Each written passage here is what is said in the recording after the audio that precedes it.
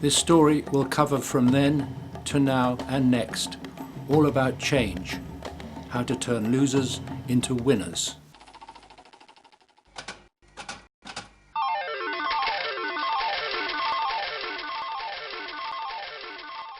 Join us on a continuing voyage on the Polaris and see how tourism and other human factors may affect the wonderful Galapagos Islands. They may look tough and forbidding, like Rocco Redonda, meaning round rock, but they are in fact vulnerable. This one is remains of a huge submerged volcano. This is an excellent area for fishing. You find the deep water pelagic species around here. The tunas and mackerels and all kinds around the base of... Where there are lots of fish and somewhere to nest, there'll be lots of sea birds. And a bit further up the fishy food chain come the frigate birds, pirates of the Galapagos.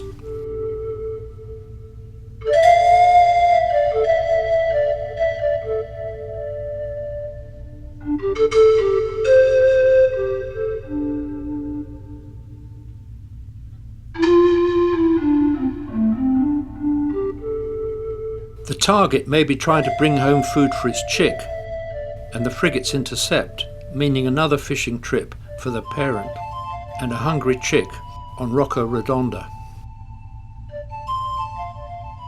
This is the longest stretch so far, from the flamingos of Floriana down south on up north around the tip of Isabella, shaped like a seahorse, and it's 130 kilometres long, by far the largest of the Galapagos Islands, and home to sea turtles and giant tortoises, the emblem of these islands. Here's a turtle right here.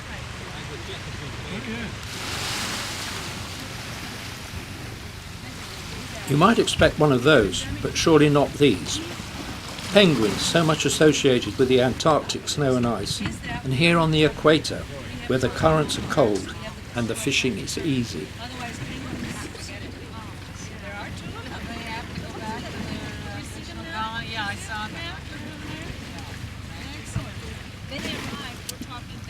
A moving target for his camera.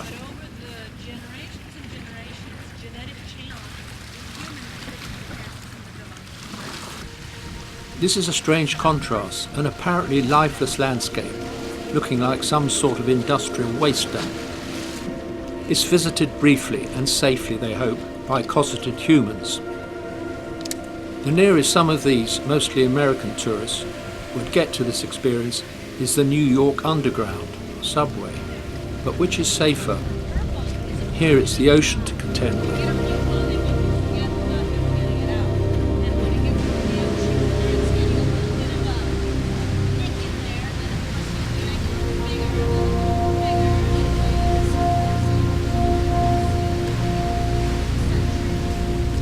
But you don't get to see marine iguanas crawling about on the walls, munching seaweed.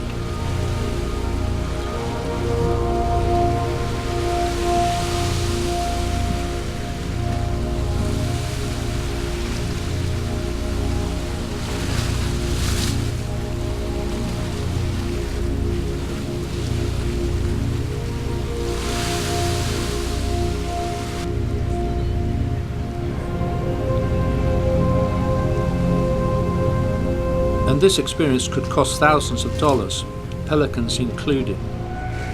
It's fish for supper.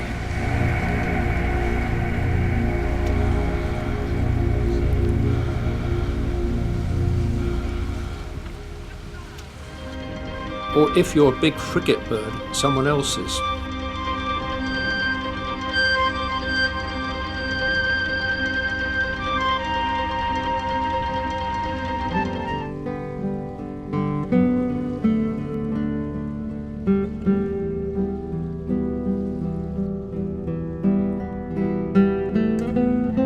At the very bottom of the fish food chain are the plankton, microscopic plants and animals that are here in millions, food for small petrels the size of a sparrow.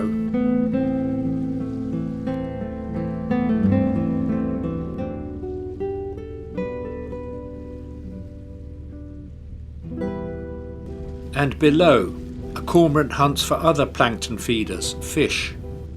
These are rich waters indeed, very attractive. Rich too are some other Galapagos enthusiasts.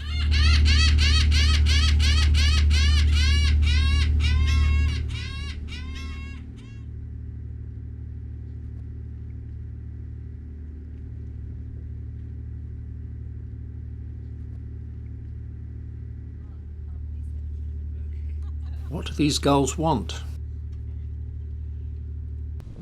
A fisherman dives. It can't fly.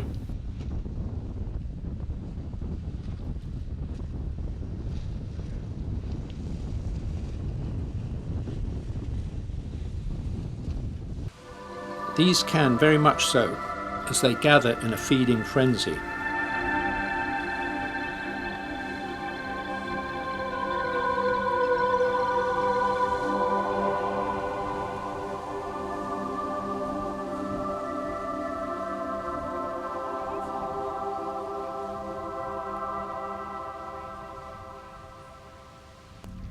Though much less visible, Galapagos wildlife underwater is very special and has been under threat.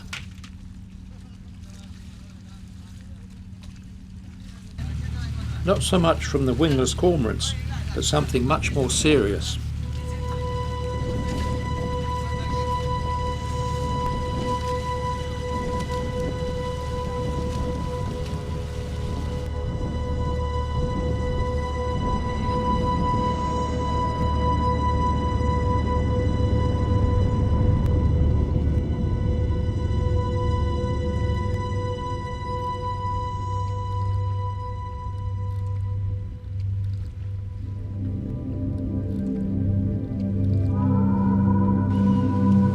Humans, of course, not these, not directly anyway.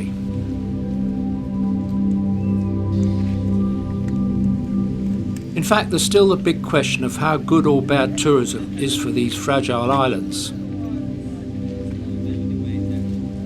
However tough they and the locals may look. Once they lay the eggs in the heat of the sun hatches the eggs. Right, yeah.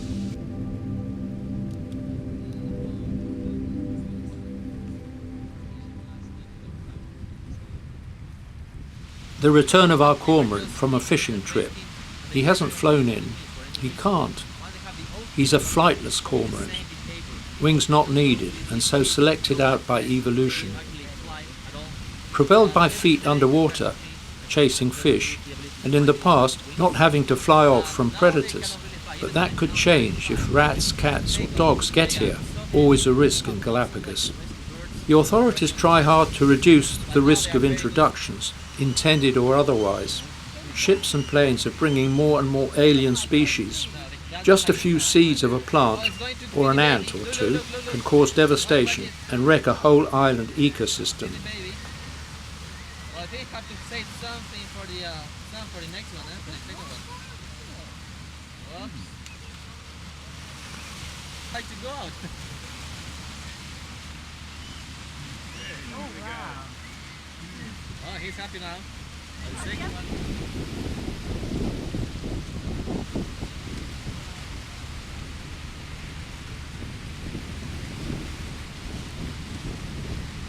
The guide provides a running commentary. What are these?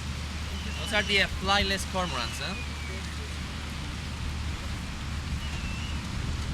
Now there are two babies over there. That one with the wings open. That's a baby. Well, it's not really a baby. It's a juvenile cormorant. They're waiting for the parents to feed him.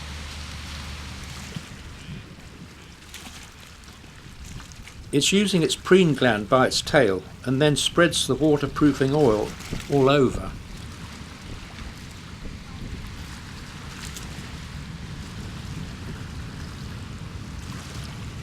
Hey, watch out. An angry sea lion seems to have forgotten to be tame.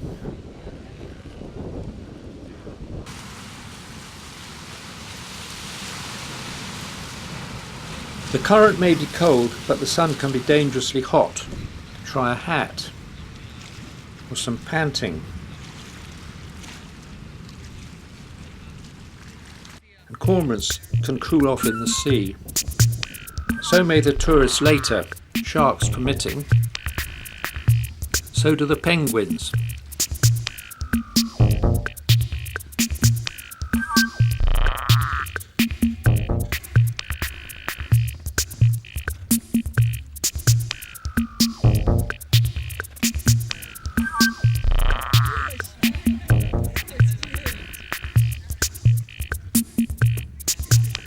And pelicans with proper wings, flying in over the marine iguanas. Being cold-blooded, they have to warm up every day, and they face another challenge. They exhale from their nostrils because of salty seawater. You can see all this action in a few hours, but now the accessible attraction is endangering the endangered.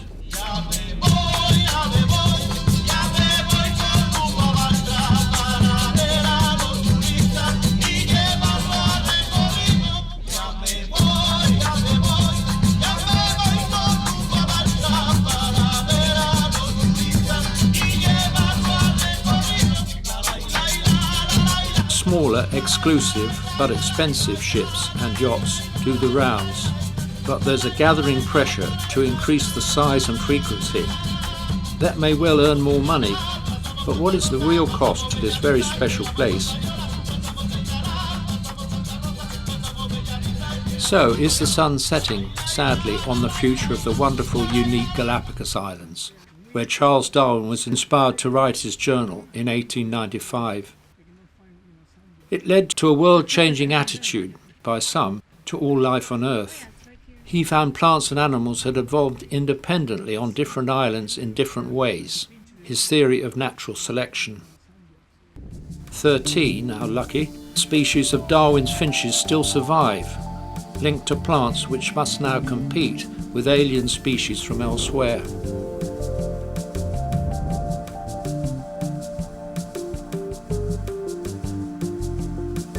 To try and cope with this huge problem, scientists and park authorities do their very best.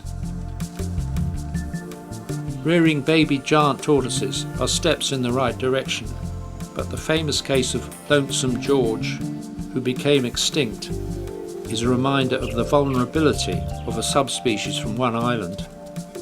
Here tourists hear about the repatriation of these youngsters, who they hope will survive to a ripe old age. In the past, the adults were almost killed off completely by our ancestors, pirates and whalers, taking them for fresh meat, and they'd stay alive and fresh on board until needed. Today, attitudes have changed, but can these losers be turned into winners? Will enough support and money come from the rest of the world to save Galapagos? Seeing it for their own eyes and up so close should help. That was, like, okay, so probably the farmers they're using. I want to make sure, because they get fed with different types of plants. They have a ectrine, also they have a plant that is called elephant ear. It belongs to the Solanaceae family.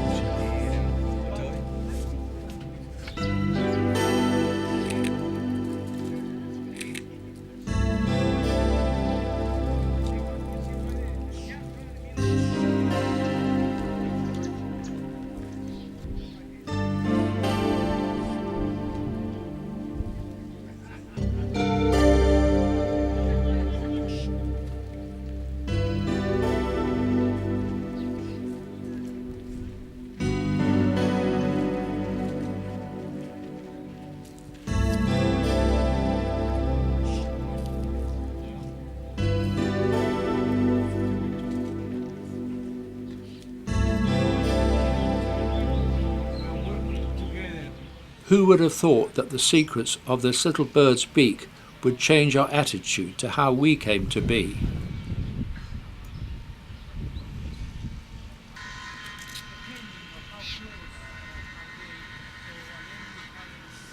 Tortoises too were the clue. Time to move on from our floating hotel where pelicans plunge and herons wait. It's also busy with people, Santa Cruz, the second largest island in Galapagos, and thereby hangs a problem now. Except for a rather large albatross, much of the original wildlife has had to move out. However, some, like the adaptable species anywhere, like pelicans, are doing fine, and they benefit from the fishing boats that come into the harbour of Puerto Ayora.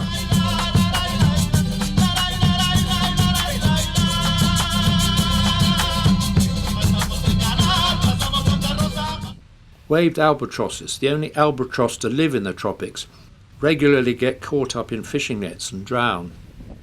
Yet another example of man's impact on marine life, of which plastic pollution is a very serious and growing threat. By seeing for themselves, this group should be well aware of what's happening not only here but worldwide.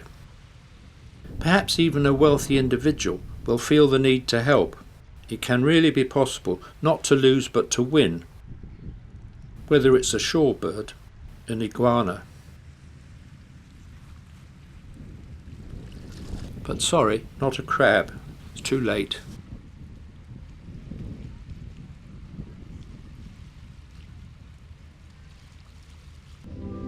As ever these days, man is the problem, increasingly, and Galapagos is no exception. It's one of the most fragile environments on Earth, and it's also one of the fastest growing economies in South America, a possible recipe for serious damage. Some 40,000 people have made their home here, drawn by tourism, and with them have come hundreds of introduced species and an infrastructure that simply can't cope. That's despite much of the region is protected national park on paper, but not actually on the land or under the sea. Through a highly changed landscape, we're heading for the highlands of Santa Cruz, green and grazed by domestic animals. It also has giant tortoises. They're somewhat of a road hazard. Danger, tortugas. And they're not alone. Cattle egrets, a real winner if ever there was one, spreading worldwide, using cattle that disturb insect food. In this case, a giant tortoise has the same effect.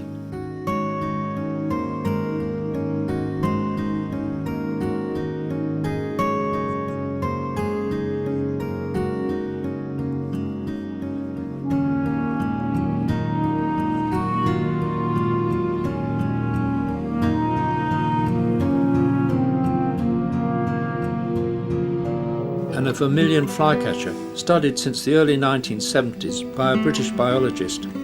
Then, the only way in was the occasional supply ship, and the only means of communication was a single radio. Much has changed. That biologist, from then to now, said, because if we can't save Galapagos, we can't save anywhere.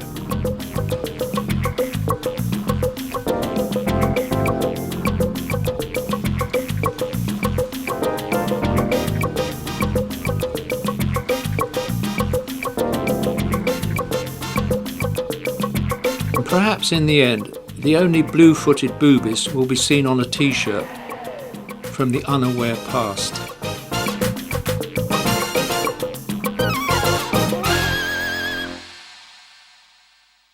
To see the future, see Part 3.